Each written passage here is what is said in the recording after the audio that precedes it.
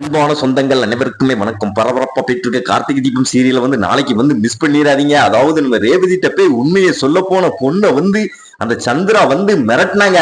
அதாவது கார்த்திக் தான் தன் புருஷன் அப்படின்னு ரேவதிக்கு தெரியக்கூடாது, நீ உண்மையை சொன்னா அவ்வளவுதான், இங்க இருந்து நீ உயிரோட போமுட்ட அப்படின்னு சொன்னாங்க. ஆனா அதையும் தாண்டி அந்த பொண்ணு போய் ரேவதிட்ட எல்லா உண்மையும் சொன்னாங்க. எல்லாருமே அதிர்ச்சி ஆகுனாங்க. எந்த விஷயம் தெரியக்கூடாதுன்னு நினைச்சோமோ அந்த விஷயம் ரேவதிக்கு தெரிஞ்சு போச்சு அப்படின்னு அதான் ஒரு குட்டி ப்ரோமோ பார்க்க போறோம். அதுக்கு முன்னால ஃபேமிலி சீரியல் சேனலுக்கு லைக் பண்ணுவாங்க, லைக் பண்ணுங்க, சப்ஸ்கிரைப் பண்ணுங்க.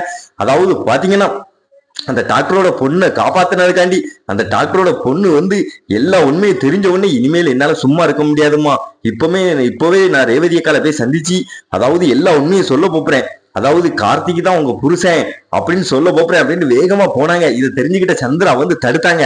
நீ ரேவதிட்ட எந்த உண்மையும் சொல்லக்கூடாது, அதாவது நீ சொல்ல போற விஷயம் எனக்கு தெரிஞ்சு போச்சு அப்படின்னு சொன்னோடனே, அதாவது சி ஒரு பொண்ணையும் இப்படி பிரிச்சு வச்சு பாக்குறீங்களா, அவங்க புருஷனையும் அவங்களையும், நீங்களா நல்லா இருப்பீங்களா, நான் உண்மையை சொல்லிதான் ஆகணும், எப்படியாவது ரேவதி காட்டு நீங்க சந்திச்சு நான் சொல்லிடுவேன் அப்படின்னு அந்த பொண்ணு போய் நம்ம ரேவதியை சந்திச்சு, அதாவது நீங்க தான் ரேவதியா, உங்களை பார்க்க தான் வேகமா ஓடி வரேன், உங்களை பார்க்க விடமிட்டுக்கிறாங்க, அதாவது உங்களுக்கு நடந்த ஆக்சிடென்ட்ல நீங்க பழையசெல்லாம் மறந்துட்டீங்க, ஏற்கனவே உங்களுக்கு கல்யாணம் ஆயிட்டு அப்படின்னு சொன்னோன்னே, கல்யாணம் ஆயிட்டா என் புருஷன் யாரு அப்படின்னு நம்ம ரேவதி கேக்குறாங்க. அப்போ பாத்தீங்கன்னா சாமுண்டீஸ்வரி அந்த நேரம் பார்த்து மாடிக்கு வந்துட்டாங்க. இதை கேட்ட சாமுண்டீஸ்வரி அதிர்ச்சியாகி போய் நிக்கிறாங்க.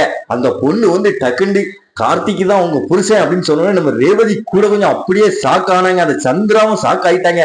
இந்த விஷயம் தெரியக்கூடாதுன்னு நினைச்சோமோ அந்த விஷயத்த போட்டு உடச்சிட்டாலே அப்படின்னு அதாவது இவ்வளவோ உள்ள தடுத்தோம் அப்படியே அவ சொல்லிட்டாலே அப்படின்னு தரமான எபிசோட நாளைக்கு மிஸ் பண்ணிடாதீங்க. நம்ம ரேவதி எடுக்க போற முடிவு சூப்பரான முடிவு.